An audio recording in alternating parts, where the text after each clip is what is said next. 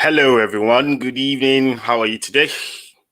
Hope you've been having fun. Hope you had a great, if you're a Muslim, that is, hope you had a great Barakat Salah, Idul Adha. Hope every one of you has been keeping safe. Hope you have all not eaten too much meat, because remember, eat too much meat is not good for you, but I think where I'm good to say is lean, so it should be a bit healthy. So probably a lot of people, would have had quite a bit of it. Anyways, hope you all had fun. I have had fun.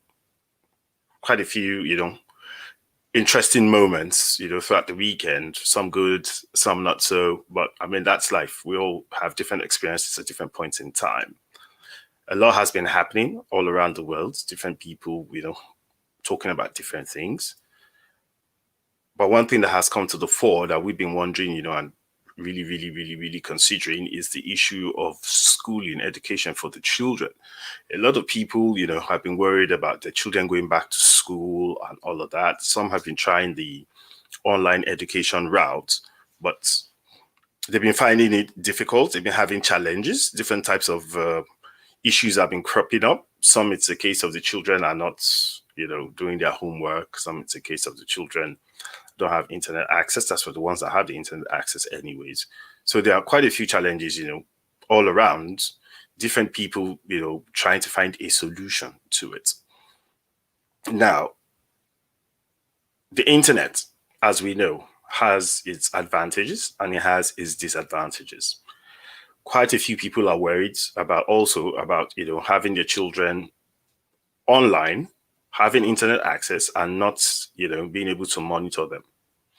For some, they're tech savvy. They understand that, they could have parental settings on their broadband or their Wi-Fi. Some don't know how to do that. For others, they know that their children are much more tech savvy than themselves. So those children can find their way around those things. Some children even already have, their own mobile phones and they create social media handles and all whatnot. And they do something called ghosting, which is creating multiple profiles so that their parents can follow them. We're going to talk to an expert in education leadership, education advocacy. She wears many hats. She's also a medical doctor. Now, I don't even know where to start with her, but I'm sure that with the many hats that she wears, she's going to be telling us quite a bit when it comes to education, both offline and online, because she's the proprietor of a school. Her name is Dr. Abimbola Ogundere, and she's here with us on the show tonight, and she's going to be telling us quite a bit. I hope she's ready, because I'm looking at her in the back of the studio. Hello, Abimbola. Hi. Hi, how are you? Hi, good evening. Good evening. Great to be here. Good evening. I can see so many books behind you, so probably that accounts for the many hats that you wear. So you are an entrepreneur. Yes. You run a foundation, or is it two? Yes. I think there are two foundations. Okay, it's a foundation. It's just one.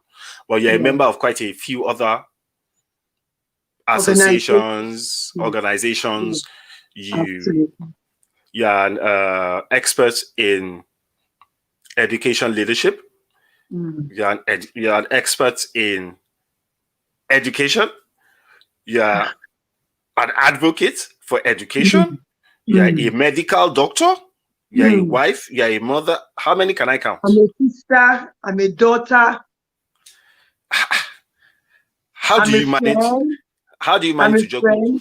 How do you manage to juggle all these things? How? So for me, the first thing is focus, right? Focus, so okay. Focus, clarity of your vision, self-discipline, using your time, properly, prioritizing well, and grace. A lot of God's grace. A lot of God's grace is involved. A lot of God's grace. Absolutely. Nigerians talk about God a lot, but we've seen that the people. Yeah, there's nothing wrong with being spiritual. it's the religious aspects that I question a lot of times, because, you know, when you focus so much on religious worship rather than, you know, the spiritual connection, educating yourself, educating yourself so that even when you do want to engage in spiritual connection, you have, you know, a higher sense of that connection. Also, you're supposed to acquire skills to work and use that to glorify, you know, God as well. But we see that a lot of Nigerians, you know, focus much more on the religious than even the spiritual. But that is not the topic for today. The topic for today is oh yeah. But you know, it's a topic, it's a very touchy subject for most Nigerians, especially Black people. Generally, religion is a touchy subject, so that's why I try to avoid it as much as I can. But a lot of people have had, you know, a few questions in the past couple of weeks as regards their children's education. You're a proprietor of a school called the Kids Courts School. So you are in the direct firing line, as a matter of fact. You have infrastructure on ground, you have overheads in terms of staff and all that. I know a lot of you that are successful have loans as well to be able to run, you know, those educational institutions and all whatnot. How have you been managing it? Well, I will speak for myself, and I'll speak for a lot of other people that I know. Yeah. So for myself, I think for us, because we've been financially prudent. Let's use that word. We've been financially prudent to a large extent. So it's been hard, right? Very hard, but it hasn't been, you know, so hard. So we've been able to just sort of roll, you know, month in, month out, rolling. But I would speak for a lot of other schools who, for example, renting their premises, who have a loan or two with the bank, because in Nigeria, you know, everybody has a loan, like you said. So they've been hit very hard, especially because at the start of the online phase in about April, a lot of parents, you know, I'm sure you heard about that, sort of refused to pay and thought it wasn't necessary to pay, and schools should deploy that free of charge. So many of those, obviously, I've had a lot of. It's been tough. It's been quite tough, to be honest. So yeah, that's what it is. It's just been very tough, because I was over at our school today, and the building is still there. The security people are still there. Yeah, thankfully. Thankfully, the building is still there. The building is still there. The security, you know, they have to be paid. You know, with NEP, you know, PHCN, we still have to pay PHCN. So all our bills and taxes are still coming in. Interestingly, so all our bills and taxes are still coming in. So the government has not given any respite, you know, towards. No, not at all. So you hear about all these things in those fancier countries, but it hasn't happened in Nigeria. For now, but I did hear that, you know, the federal government was rolling out some palliatives, especially for small and medium scale businesses and stuff like that, so that, you know, it hasn't got into schools. It hasn't got into schools. Yeah, like I said, it might happen tomorrow, right? Okay. Yeah. But it's there. Okay. So everything sort of takes a bit of time. So now, you want, I'm not saying, I'm just going to speak about, you know, to you. I'm not going to talk about the general association of, you know, school owners and stuff. I'm just going to ask you a few questions around that. So now, parents, you know, are hit hard right now, especially because of the pandemic and all that. A lot of them don't have access to the type of funds that they used to have. Private schools are known to be expensive, especially, you know, in Lagos, where the overheads for everybody are like sky high. I personally, I'm not sure I can afford to live in Lagos. Lagos is for big people, you know, so it's true. I run away from Lagos as much as I can, because I look at it, I'm like, where do you get all this money from? I totally agree. yeah, so when when people look at it and they try to balance their expenses, and their children have been out of school for a while, they've been hit hard because of the pandemic, not being able to work, because a lot of people earn on a day-to-day basis, as a matter of fact. Now, is there no way, that the schools, could have collaborated with the parents to try to strike that balance so that that issue of school fees can be looked, at critically? No, but a lot of schools did, to be honest. Let's be honest. Yeah. So a lot of schools did go into dialogue with the parents and other stakeholders, and they came to a middle ground, a consensus or something, where many schools charged or asked for a percentage of the usual fees, right? So I think what the back and forth really was about was what percentage. So what percentage should we pay? So should we pay 80%? Should we pay 50%? Should we pay 20%? So it wasn't like parents were absolutely refusing to pay, right? But it was just what percentage, right? Because again, parents will calculate, they'll do the calculation. So we're not coming to school. So you're not putting on your gen. You're not paying your your cleaners, the overheads, So they were really doing all the calculations, and they thought, okay, you know what? Let's pay a percentage. So to be honest, now if parents paid that, because it's a different question. Yeah. Because I know that a lot of schools still reported parents not being able to even meet up to that agreement in terms of the percentage to pay. I mean, rightfully so, because nobody saw the pandemic. Yeah, nobody saw the pandemic coming, absolutely. Yeah. And a lot of parents are they're entrepreneurs, making money daily. I mean, look at what happened to the event industry, right? Which is a large industry that caters to a lot of, types of entrepreneurs. I mean, that has been shut down for a while now. So yeah, so they did come to that agreement, but being able to pay it was a totally different story or kettle of fish. So now, your school, for instance, do you provide online tutoring for your students? Yeah, so we were able to successfully move our school online, teaching and learning online from the 20th, I think, of April all the way to the 3rd of July. So we're able to run about 12 weeks online successfully, and a lot of great feedback from parents.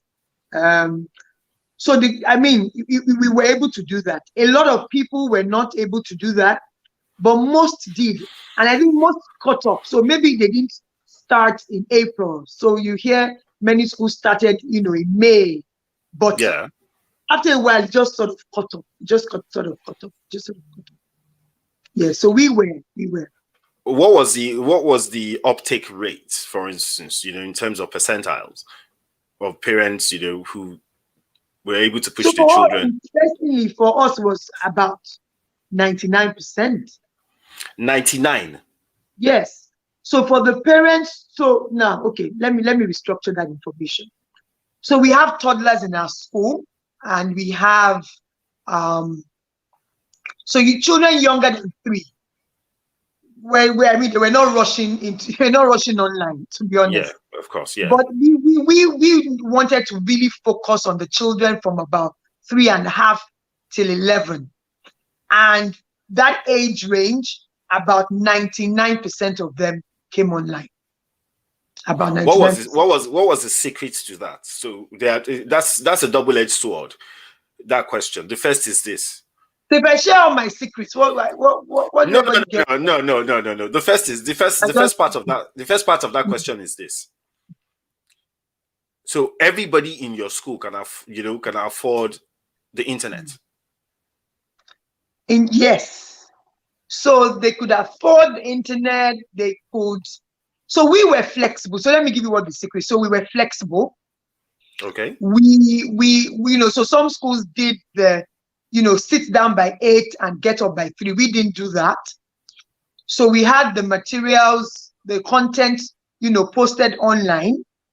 And we said, okay, you know what, as long as you can access it through the day. So the issue of data, obviously, parents could work around that. The issue of having only one device for maybe 3 or 4 children, parents could work around that. The issue of, oh, you know what, I'm working from home, I don't have time to work with my child. You know, you could do all your own working, get off work, take a break of about 2 hours, then settle with your child. So we would have children sending in their work at about 6 o'clock. And it was fine. Right, okay. We would have children sending in their work at about 7 o'clock, and it was fine. So as long as you did the work. So flexibility, I think, was a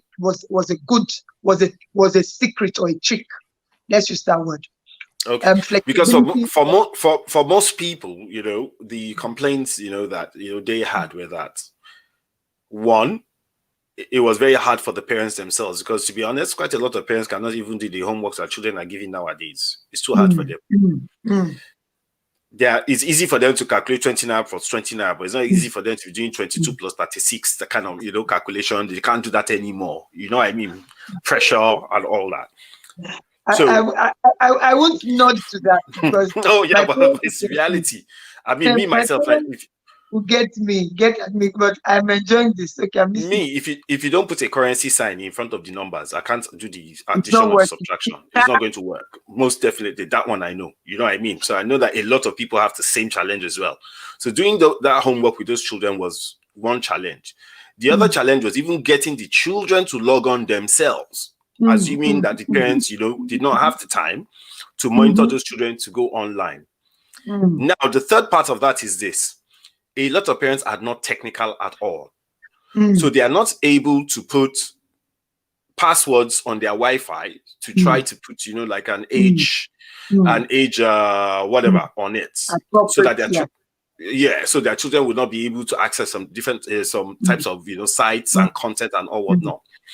Now, how what would you have suggested that such parents do? Because there are quite a lot of issues around this online schooling. A lot of people want to know their way around it. I think the very first thing is parent support, right? Not just as the schools should just not assume that the parents, like you said, know the difference between A and B with regards to technology. So what many schools did, including ours, is to create videos for the parents to say, okay, to get into this space, you can do A, B, C, and D. And then the parents will just sort of follow that. Now, another secret I would share with you that we did was our children had been online. So we used the Edmodo platform, and we had used it for about 2 years. So a child that is in primary 1 in my school can easily access that. So let's say from about primary 2, primary 1, they just came, So we had that running, and we're using that for a lot of flipped classrooms, right? So again, it was easy. So I have a daughter in primary 5. I mean, she didn't need me at all. She did not need me in any way. But that's also either a case of discipline or the content was engaging enough. So that's what I'm saying. So I'm coming down with, so with the list. So the first thing is parental support. The second thing is that, I mean, you can't take your children from 0 to hero in 2 seconds. So again, we all go back and ensure that now we know better. The children need to be engaged on those platforms. The third thing is how the content must be engaging. The content must be engaging, and it must be in bite size. The children don't want to sit there and be like, oh God, for hours. The videos, the content must be very bite size. So 5 minutes, 4 minutes, 3 minutes, right? And do this task, and it's that. So the children can achieve some measure of success, right? Quickly. So I can go and I can come back. I don't have to really sit there from beginning to the end. But again, it's age appropriateness. So because some children in secondary school should be able to at least sit for lengthier periods of time. Then another thing that we did was we had our teachers calling the families. Mm-hmm. So you don't come to, you don't show up online, a teacher calls you. So at the end of the week or after 3 days, a teacher calls you. Can I talk to Moyosola? What's happening, mommy? Are you okay? So again, back to that parental support and flexibility and just the quality of content, making it engaging, making it something that the children want to see. Because the truth is that the children are on their devices anyway. From beginning to the end. So why can't they be, why can't they be on your device? Right? Yes. So how engaging is your content? Yeah. That's what one of our viewers is saying, that the educational sector needs to make visual learning needs to incorporate visual learning permanently, even post-COVID. Absolutely. How prepared the general public is to the visual learning is another topic. Yes. Now, when we talk of visual learning, we are even going 3-4 steps ahead. First things first, the quality of teachers that you have, even in those private schools. I've had a personal experience where my nephew went to he changed schools, went to a new school. And in his first week in that school, he did not say a word to anybody, including the teachers. Not one word. He didn't utter a word. The following week, one of the teachers came to the house with him. As they were walking in, as in they got out of the car, as they were walking into the house, he started talking. And the teacher was in shock, as in that she thought, he couldn't speak. So we're now like, why did you think he couldn't speak? She said, because he had never said a word. So I looked at him and I said, what's going on? And he said, I don't like that school. Wow. I said, what don't you like about the school? He said, listen to her. Does she speak good English? He was talking about the teacher. She was standing right there. Do you understand what I'm saying? So now, yes, he's a cheeky boy, but the reality is this. Children will only operate in an environment where they're comfortable and where they're happy. So if you now want to get a child to take up education and you want that child to take on new skills, because that's what they are in that environment now. They can use their phones and computers at home, but when it comes to schoolwork, they are not used to that. How do you incorporate visual learning into the educational sector? Okay, so I would call it online learning, right? Okay. Because again, visual just sort of speaks to eyes, right? So I would just call it online learning. So there's the whole, 360 degrees of what is happening online.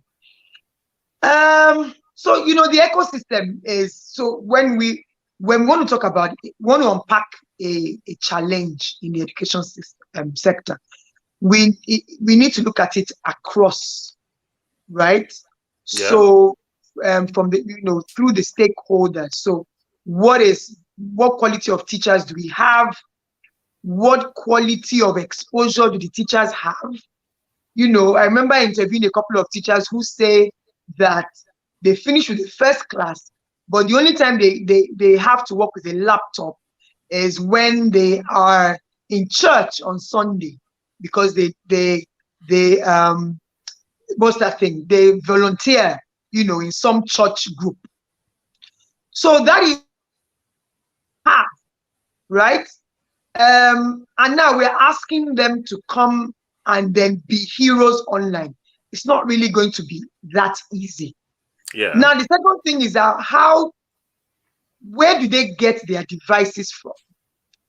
So an average teacher is paid 40K, 40,000, 45,000, 50,000. How much is a nice laptop? So, but that's very worrisome, isn't it? Considering the fact that some of these children pay how much, for this private education. And you see, earlier you spoke about private schools being.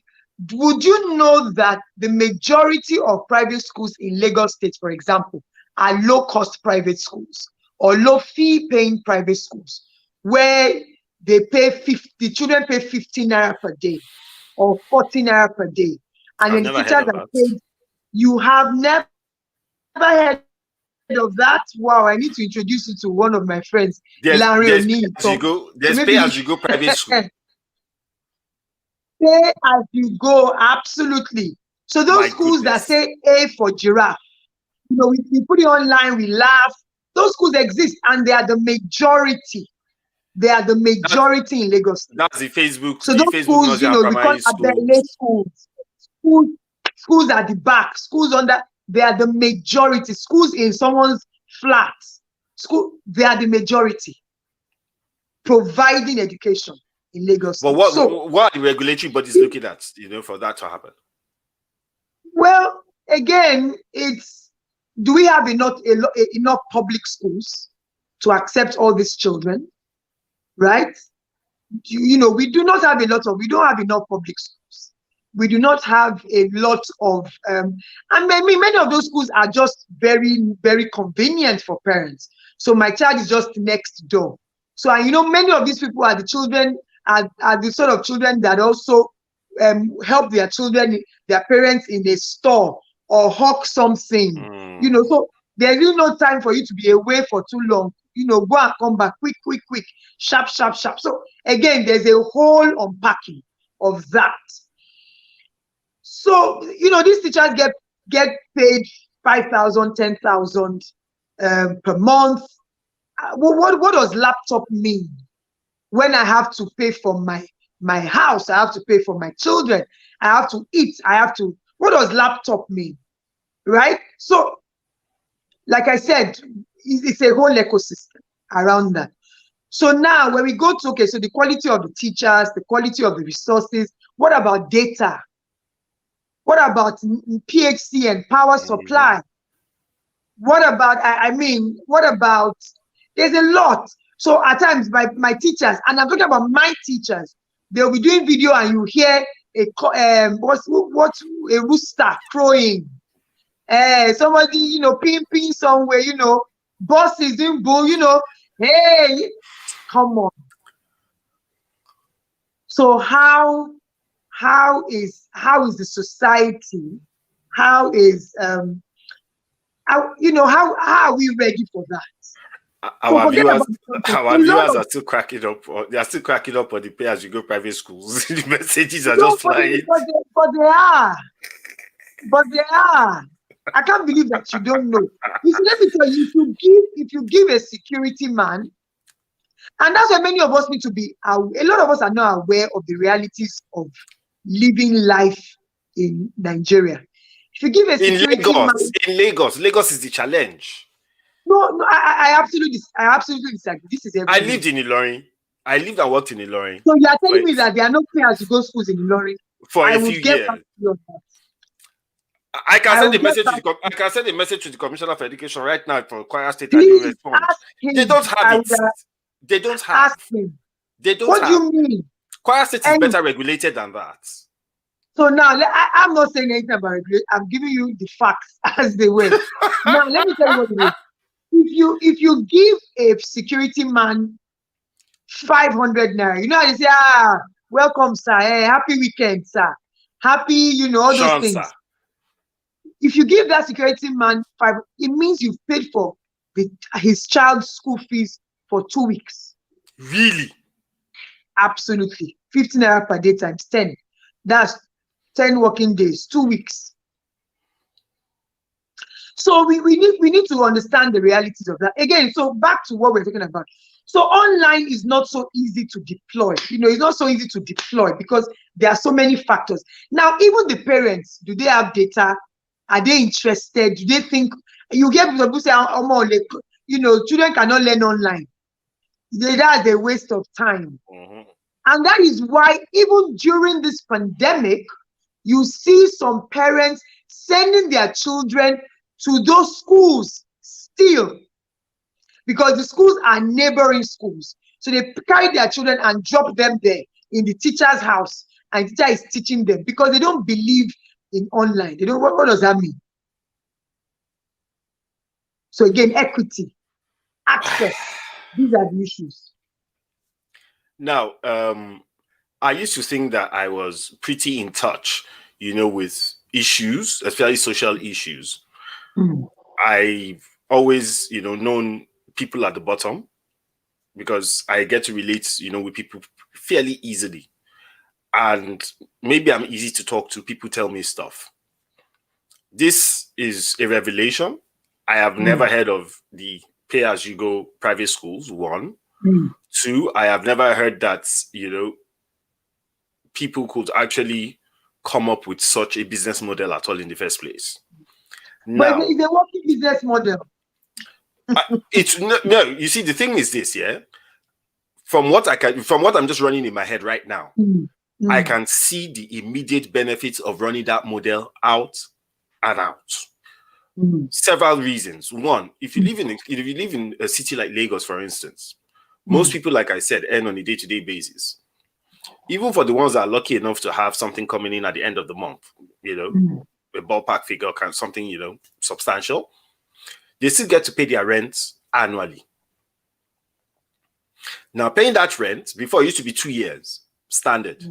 Now I heard that it is 1 year, but some will tell you have to pay a 1 year caution fee, or something as insurance, in case of damages and all that kind of stuff. So you still have that 2 years, Now, for them to gather that money together at all, to be able to pay that rent, that's a challenge on its own.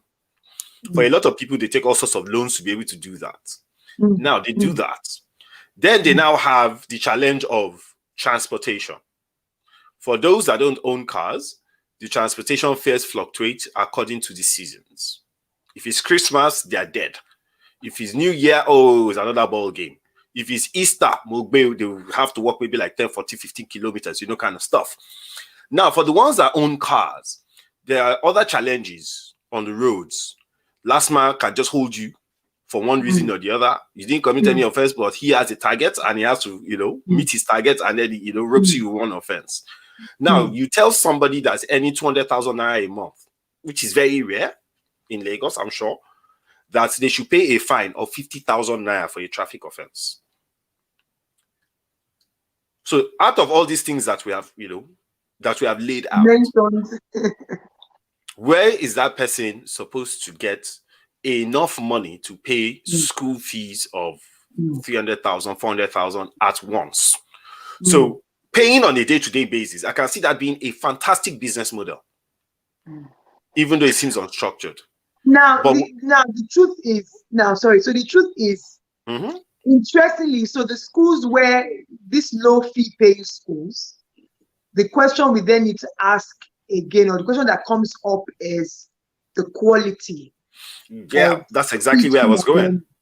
That takes place there, right? So I personally don't have a problem with that, but as long as they are teaching the children and the children are becoming and learning and able to apply what they have learned for their own benefit and the benefit of their family and community and society at large, it's not a problem. But there's always that question mark coming up saying, what's the quality like?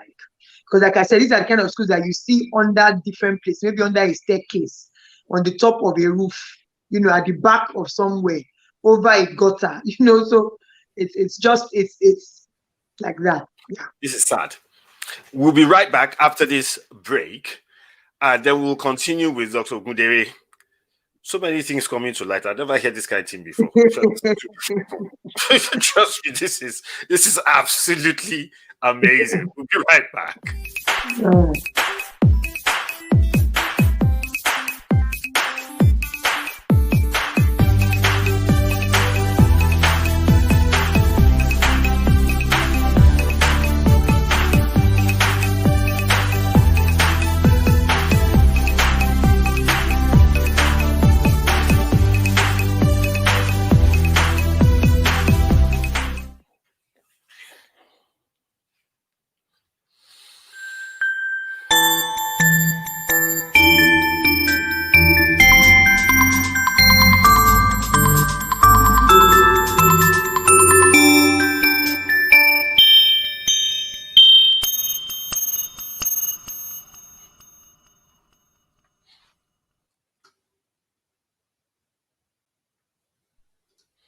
Hello, folks. If you're just joining us, welcome. You're welcome to Just Banter. Sorry, I'm a bit disoriented. I just had something new, so I think it's still making my brain reel. So you're welcome to Just Banter. And tonight we're talking with Dr. Abimbola Ogundere, and we're talking about the challenges of online school for children. before we have even got into the issue of online schools for children, we have been talking about the schools themselves. And we are hearing quite a few interesting things. Now, Dr. Ogundere, online schools. One, it seems like a form of segregation on its own. Why? Because it's only private school probably will be able to afford the online schooling. Now, even those private schools, like some of the ones that you have just mentioned, that the pay-as-you-go private schools, definitely they can't implement online school for their children. Now, why should any government allow that level of segregation to take place? Okay, so the truth is, now just to dial back a bit, so a couple of those low fee paying schools were able to, what's the word now? Push out online learning using WhatsApp, because again, online learning is not necessarily, you know, those big Google Classroom, you know, so they were able to share that information via WhatsApp, right? And have that's very innovative. Time. Oh yes, so come at a send the videos or send the whatever. The parents come at a certain time, share with their children. Again, maybe with a bit of flexibility, and it's been reported to have worked in certain places, right? So that, I mean, just to put that in there. Now, the reason why the government should allow, again, it's a two-edged sword, right? Once you allow some people to keep going, there's some people will be left behind. But then again, should everyone be left behind, or should everyone be slowed down because some people cannot move forward? People would argue. So there are two types. There are two schools of thought, and people have their arguments. Is it the chicken or the egg? For me, yeah. So for me, it's as best as possible. There are other ways to conduct remote learning, right? So it doesn't necessarily have to be online. So remote learning can be conducted in various ways. So if the government can explore other ways to go on with learning remotely. So some people are doing TV and radio. Some people are creating the packets, printing them and sending them using the newspaper routes, right? So, you know, people are just dropping, so primary 3, primary 4, blah, blah, blah, like that. Some people are using their textbooks, saying, okay, you know what, you know, open your textbook and then let's work on ABC. So just being a little bit more innovative with regards to how learning can continue if it's not this online that seems to be, you know, seems to be only for the top exposed schools. And I know that Lagos state government, you know, have been able to do a lot with radio and TV. Right? A lot with radio and TV. I mean, it's not perfect. It can't be like when the teacher is with the children, but at least some measure of learning is going on. So I think that what the government, so let me give you an example. So I have a family friend, the family, they are in New York, and the children attend public school. And the parents, you know, were thinking, oh, you know what, because they just relocated recently. So just thinking, oh my goodness, how do we buy laptop? And the school called them to come and get laptops from the school. Right? So we are, what it is for me is that this is just glaring to say, you know, our government and our people and our education sector should be at a level, but it's obviously not there. It's far from it. Yeah, so what I think we need to do now with the pandemic is to say, okay, how do we get to where we need to get to? So that if this sort of thing happens again, because again, this is just a pandemic. There are countries where they are hit by tsunamis, there are, you know, there are floods, there are, you know, earthquake, there are different problems. I mean, things are not happening like that in Nigeria, we bless God. But, you know, this is a pandemic. What sort of measures must we have in place for real-time education when there's no problem? and education in the time of conflict and emergency. Right? So this is what we need to be thinking about. So not short term, because again, as a country, we think, oh, short term, let's quickly do this. But what are the proper systems and measures we should put in place? Personally, I think learning should, if learning can't go on, it should be allowed to go on. And I'm not saying that because I own a private school. I'm saying that because, children are already getting into all sorts of stuff, being at home and not doing much.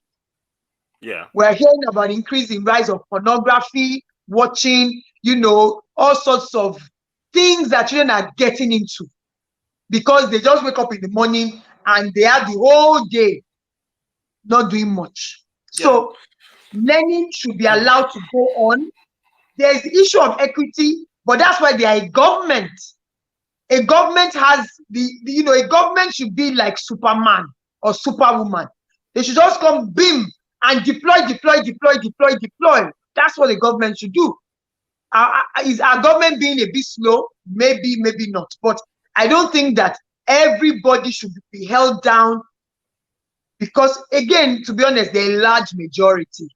But what they should think about is how can we ensure that those ones to come on, not that, hey, everybody stop. Okay, carry on, but our own people, that's really people in the public schools, because many private schools don't have a problem. They were able to deploy learning through this last period. I don't want to call it a term, through the last period. So many private schools have found a way around it. Public schools need to be equipped to move quickly and catch up. Because if coronavirus continues for 2 years, are we all going to be at home watching our children for 2 years? Say no, because the public schools can't, so the government just needs to be faster in deploying what they need to deploy. Yeah, but when you talk about the government, being able to, the government should deploy faster.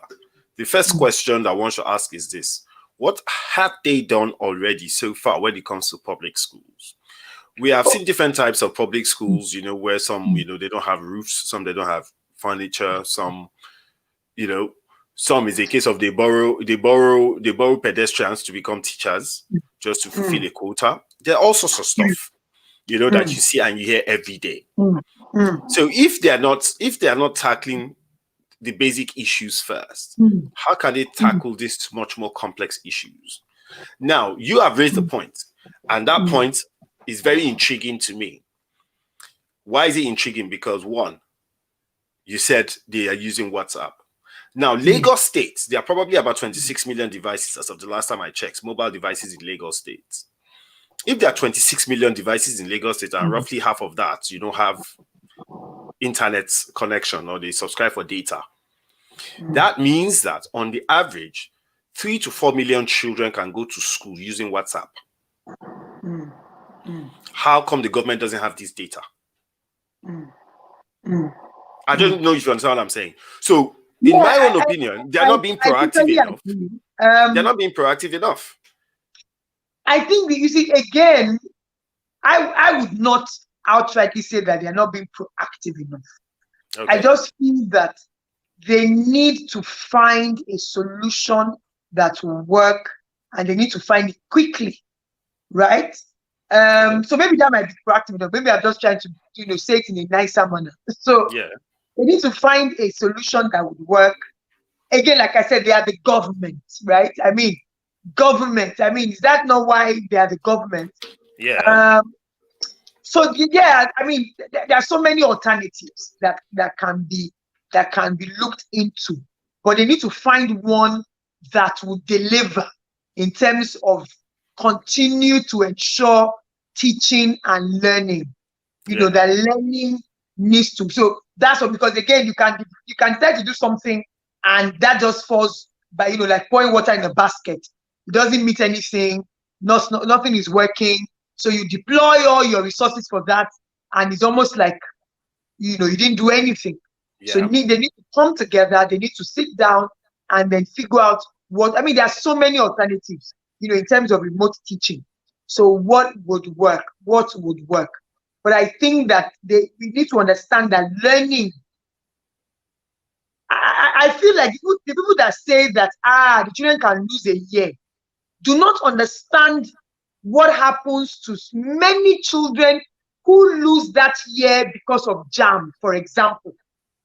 Yeah. Right? So, children that get to the point of JAM, and how we say JAM jams them, and they don't get into universities.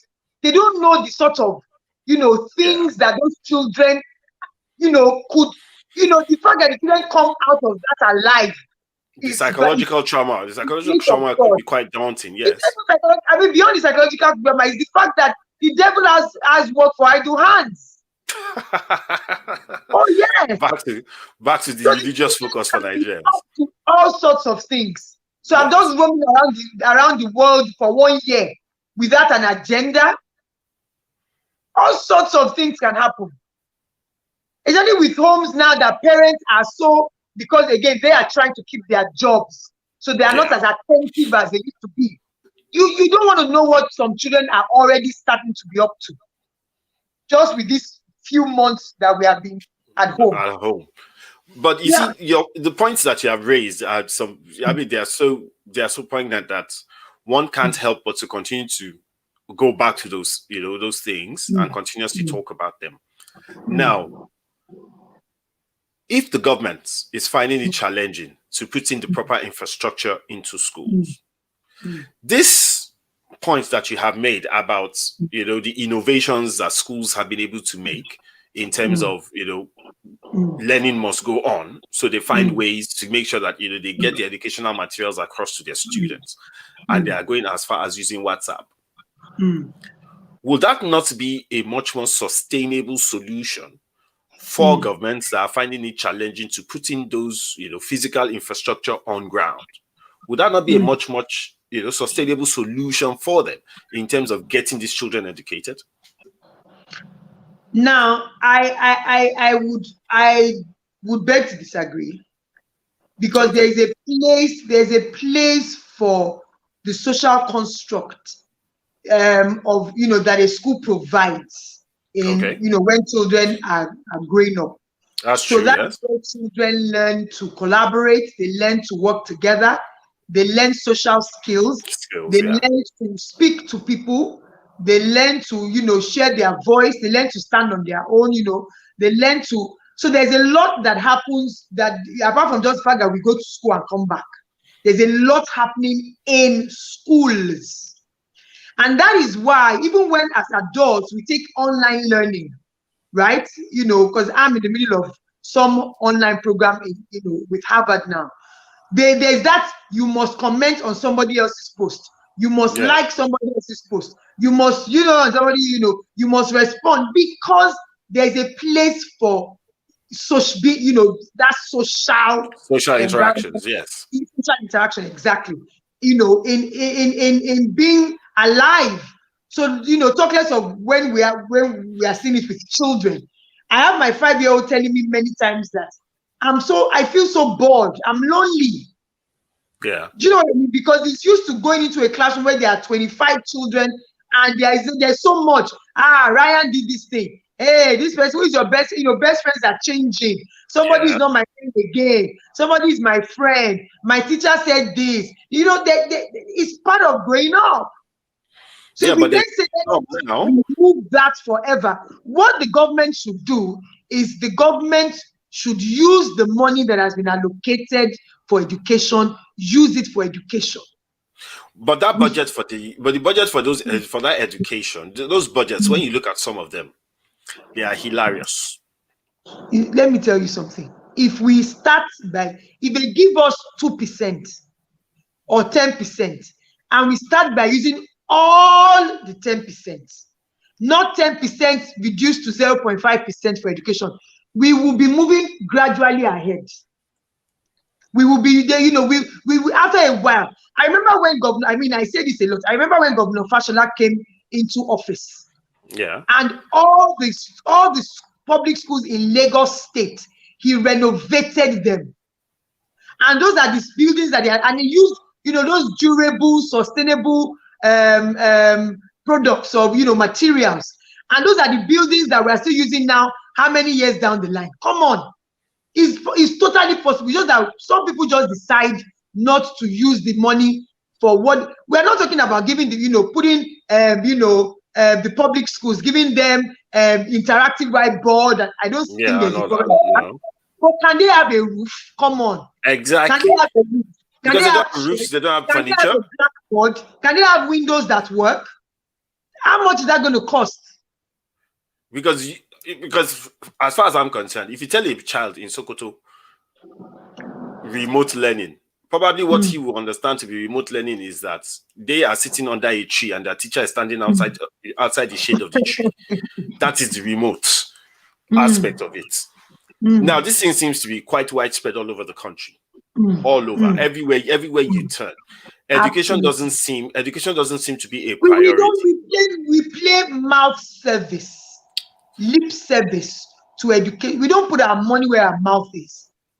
If we really truly understand that education is important and it is for liberation and freedom, it gives people a chance. Yes, I agree. It empowers people. And I tell people that I feel like in Nigeria, there is a concerted effort. There's an effort to not educate the populace intentionally so that they don't, become great. That is my own opinion. Because what does it take? I mean, look at our partner, Ghana, or our neighbor, Ghana. What does it take to roof a public school? I would agree with you, because when you say that it seems like it is done on purpose, because I remember that most of the people who are in government today benefited from free education. Exactly. Absolutely. Practically all of them. Only a few of them that schooled abroad did not benefit from the free education. As of the time I was getting into the university, I went to federal government college, so we did pay, because I was, a step, removed from private schools, but also from public schools. By the time I was getting into ABU Zaria, they were increasing the meal tickets that were part of your bursary. They were increasing it from 25 naira to 100 naira. Of course, that doesn't exist today. People don't even know that type of thing. They don't even know that type of stuff ever existed at all in the first place. Do you know what I'm saying? Whereas the ones who are over 55 actually got free meals in their universities. University of Ibadan, University of Ife, and stuff like that. Now, Jack Conde spent only 4 years as the governor of Lagos State. And he built all this look at all the infrastructure that he built. So he built Jack Conde Estate, he built Jack Conde schools. Because I remember clearly. I remember clearly that we were told that if you schooled in Lagos State and you did not go to a Jack Conde school, you would not get admission to a federal government college. So I had to leave a private school and go to the public school. So I being a product of the public school. Because what happened was, before he came on, there used to be morning and evening school. So some children will go in the morning, and then some, because you just didn't have enough schools, right? And then built all these schools so that at least everybody can go to school in the morning. Now, if one person can do that, in a short period of time, right? I'm hoping it was Jack on there. I don't know, but I know that there was one governor that came in and they just put an influx of schools, enabling everybody to do morning school. That was Alhaji Lateef Jakonde, yes. Exactly. So now, if he did 4 years and did that, so like I said, we should stop doing this. Oh, there's no money. We should stop it. We should stop that. It's terrible. It's unfair on our children, right? And many of these government people and many of people in society. There seems to be a technical hitch with Dr. Ogundere. Half of our children are abroad, as it were, right? All right. Yeah. So I'm still here. Yes, we can hear you. Go ahead. We lost you there for a second. Yes, I'm still there.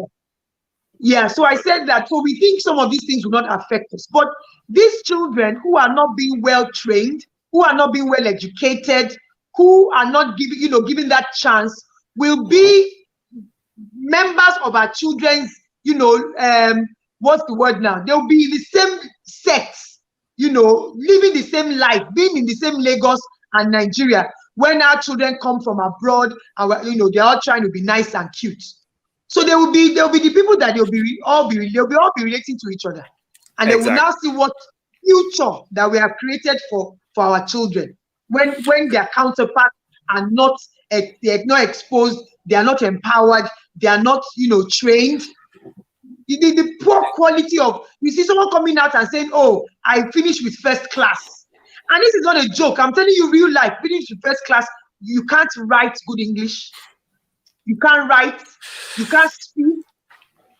Unfortunately, most of them will be watching Big Brother right now, so they won't hear what I'm going to say or what I'm about to say. So again, some of these things.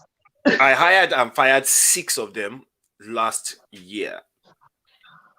They could not construct a business sentence, and they finished with first class. They finished with 2-1. Absolutely. Now, I don't know whether they are the ones to blame or the government is the one to blame. But what the public, you see, I tell people, no, let me tell you something. Let me make something quickly clear. So I don't like to blame the government. I blame the people. Because you see, there's a certain level where you allow something to be done to you that it becomes norm. Yeah. So we, the people of Nigeria, we have allowed this to be done to us, and we have not done anything about it. So it's not government. It's not government. It's the people. So it's the people of, you know, because we like to blame government. We are the ones that are government. My auntie, my uncle, my sister, my neighbor, somebody I went to school with. Yeah, they are the government. So what is the government? We are. So it's the people of Nigeria. When things are, you know, when we are, there's a disservice. There's a word I'm looking for. When something is being done to us and we are accepting it, you know, what we allow continues to grow. And that's what has happened in Nigeria. You know, it has continued to grow, and we are where we are. We are where we are. It's unfortunate that we are so limited by time, because I can see that this conversation is evolving as we are going along. Absolutely. Now, the issue of education has always been a touchy subject all over the country. A lot of people do know that education is, in your own words, liberation and freedom. But how, you know, or their approach to it seems to be the challenge, which you have just highlighted again as well. Some of us think that it has to be the responsibility of government. Some of us believe that it is the responsibility, you know, of parents. Why do they think it's the responsibility of parents? Children go to school for only 8 hours a day. The rest of the 16 hours are spent in their home environment. An assumption, because like you said again, a lot of these children help their parents in stores or whatever, but they still have close interactions with their parents for much more time than they are in schools. Now, the issue of control when it comes to online school is the primary challenge that the people that can afford their children to school online, that's the primary challenge that they have, because they themselves cannot take out the time to put the proper checks and balances in place. Now, I know a few people that have homeschooled their children, and their children came out in excellent shape, as in absolutely excellent shape. So it goes to show that if you do pay attention, whether it is remote schooling or physical schooling, your children will come out the way you want them to. Absolutely. Yeah, I totally agree.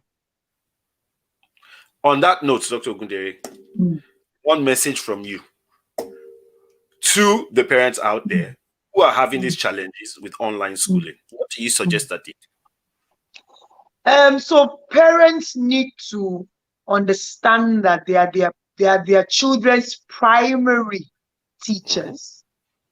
And whatever it is that schools can do or cannot do, the responsibility of ensuring that your children are well educated still falls on your shoulders or at your feet, for lack of a better word.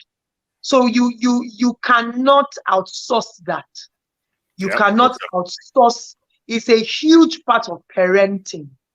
It's a huge part of parenting, and that's why you are parents. You cannot outsource that. So the school can get to a point, but every other thing, it's you as a parent that needs to ensure that every other thing falls in place and your child becomes a wholesome individual. That's it. Thank you very much, Dr. Ogundere. We hope we'll have you. Thank you so much. At some point to continue this. I really enjoyed myself. This evolving discussion, so that people, can learn a bit more from your wealth of experience. How long have you been in education? 11 years. 11 years. Yes. So you left the medical practice and faced education. Yes. Well done. I admire you for what you've done so far. Thank you so much. Thank you so much. You have a great evening. And like I said, you we hope too. to see Bye, everybody. Thank you. It was such a lovely one. And I must say that you're an awesome host. So let me just put that. Thank you very much. You made it quite we appreciate easy. that. Thank you so much. Thank you very much. Thank Bye you for coming then. on the show. Yeah. Have a great night. So, we've been discussing with Dr. Abimbola Ogundere on the challenges of online school for children. And as usual, this is just banter. So, of course, the topic evolved. Now, we all owe ourselves, a social responsibility to think about how our children are getting educated. We also owe ourselves a social responsibility on what it is that our children have access to in terms of going online. For a lot of children, something I learned today, averagely, a 10-year-old child has access to a mobile device now. A lot of parents give their children either a mobile phone or an iPad, something to just keep them quiet, keep them engaged in one corner or whatnot. These children know far, far more about these devices than you do. I don't know if it's a chip that is implanted in their brains when they are born, but it just seems as if as soon as they're giving birth to them, boom, they understand technology. Or maybe it is just human evolution. Now, you have to be careful. According to some statistics or some data that I was given today, much earlier today, 43% of children under the age of 13 have been exposed to pornography.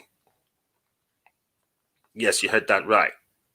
43%, just today.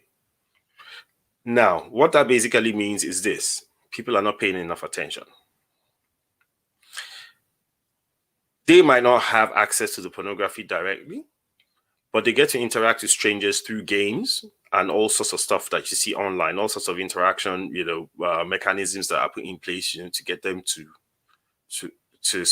mingle socially or remotely or whatever, digitally. Via those strangers, they get access to some of these things, and that is why a few people have this challenge of online schools for children, because they look at it and say, look, you know what? I just don't want to give them access to digital devices.